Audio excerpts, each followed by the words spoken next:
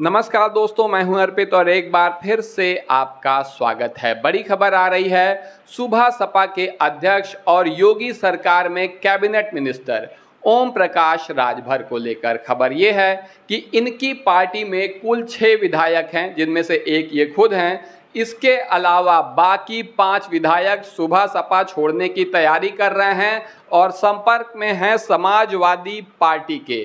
इन विधायकों में से एक तो अब्बास अंसारी हैं, जो कि निश्चित रूप से अब सपा के टिकट पर ही चुनाव लड़ेंगे। और पिछला विधानसभा चुनाव जो ओम प्रकाश राजभर जी ने 2022 में सपा से गठबंधन पे लड़ा था, तो इनमें से कई नेता असल में समाजवादी पार्टी से जुड़े हुए हैं। तो अब ये वापस समाजवादी पार्टी में जाना चाहते हैं और चाहते हैं कि उन्हें सपा से टिकट दिया जाए। ऐसे में ओम प्रकाश राजभर की मुश्किलें बढ़ती जा रही हैं। इसी बीच इनकी पार्टी के एक और वरिष्ठ नेता यानी सुबह सपा के महासचिव इजहार अली ने भी इस्तीफा दे दिया है। आप देख सकते हैं इन्होंने क्या कहा है।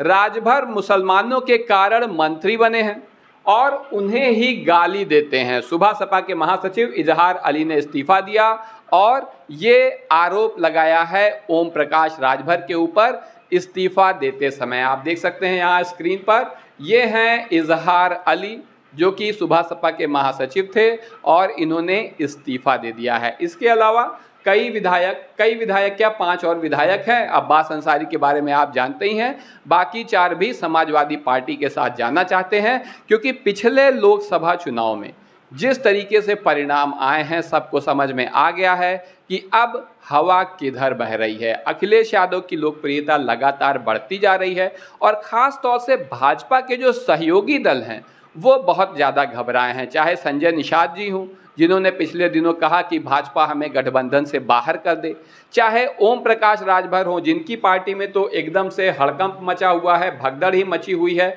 आप देखिए यहाँ पर इजहार अली ने आगे क्या क्या कहा है। इन्होंने लेटर में लिखा है कि मैं पार्टी के सभी पदों एवं पार्टी से आजीवन सदस्यता से इस्तीफा दे रहा हूं तत्काल प्रभाव से।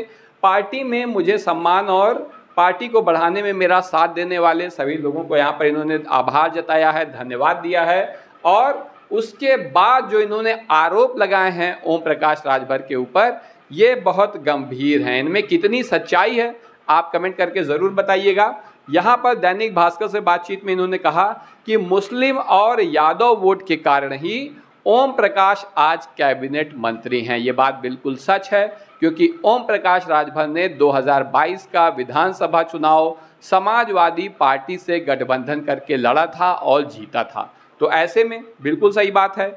अल्पसंख्यक कल्याण मंत्री होते हुए भी सबसे ज़्यादा मुसलमानों को गाली राजभर ही दे रहे हैं। इस मामले में उन्होंने भाजपा नेताओं को भी काफ़ी पीछे छोड़ दिया है, जबकि ये अल्पसंख्यक कल्याण मंत्री हैं। इसके अलावा ग्रामीण विकास मंत्रालय भी इनके पास है।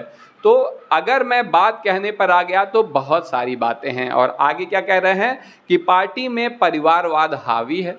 आपका छोटा बेटा, आपका बड़ा बेटा सब सिक्योरिटी में चलते हैं। राजभर जी के 2 बेटे हैं, एक अभी चुनाव लड़े थे लोकसभा वाला, हार भी गए थे, आपने देखा होगा। अरविंद राजभर शायद उनका नाम है, अगर मैं गलत कह रहा हूं तो आप सही नाम बता दीजिए।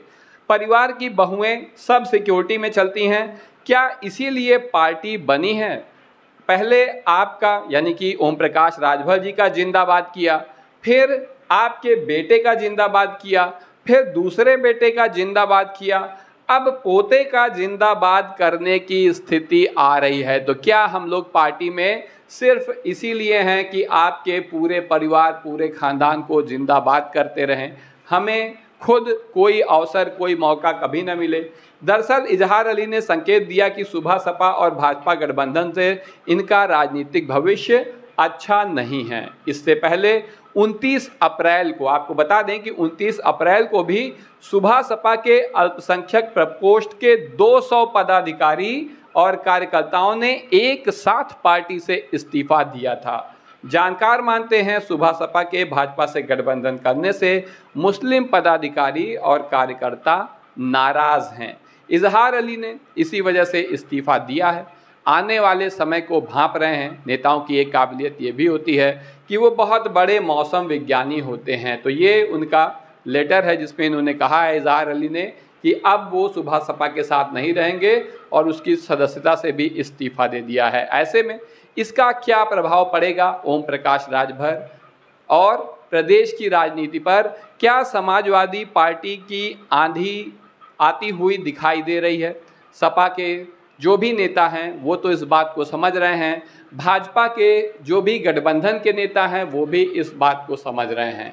लेकिन अब जिस तरीके से सुबह सपा और अन्य सहयोगी दलों में भगदड़ मची है, इसका क्या परिणाम होगा आने वाले समय में? आपकी जो भी राय हो कमेंट करके ज़रूर बताएं। वीडियो को लाइक करिए, चैनल को सब्सक्राइब करिए और अपने दोस्तों के साथ शेयर करना ना भूलिए। धन्यवाद।